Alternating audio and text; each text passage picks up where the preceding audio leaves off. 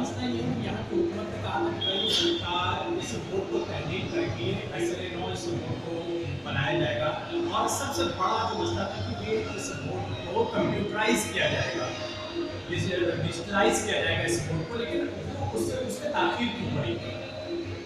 सबसे पहली बात जो आपका पहला सवाल था कि वो लोग कई बार से एग्जाम में चीज क्योंकि वोट बन के सिर्फ एक साल आगे 13वें महीने में हम दाखिल हुए और अल्हम्दुलिल्लाह सीएम साहब उनके चलने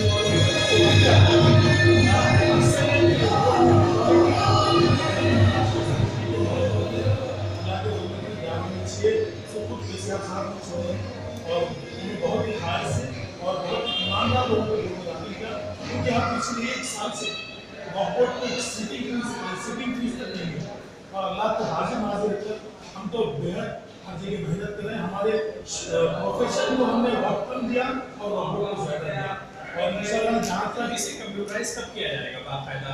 वॉकआउट ऑलरेडी कंप्यूटराइज है। वॉकआउट की एक साइड है, आप देखिए। अलबत्ता वॉकआउट एक चीज़ें ऐसी है जिसको मंजर आम पे नहीं ला सकता।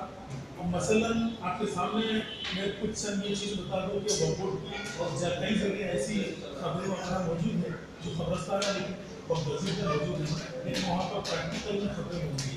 अगर हम डाल देंगे तो हमारे वीडियो भेज कर दिए जाएंगे और हमें तलब कर दिया जाएगा।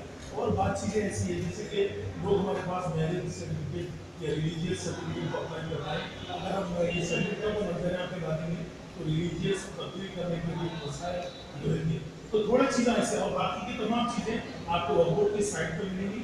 गूगल के जरिए हमने हमारा सर्वे रिपोर्ट तक उस पर डाला है और अल्लाह के फजल से वॉकआउट के जितने ऑडिट इंस्पेक्टर है तमाम चीज़ों की तफसीलात मौजूद है और वॉकआउट की कारकर्दगी वक्त की ज़्यादा तमाम वॉकआउट की साइट पर मौजूद है।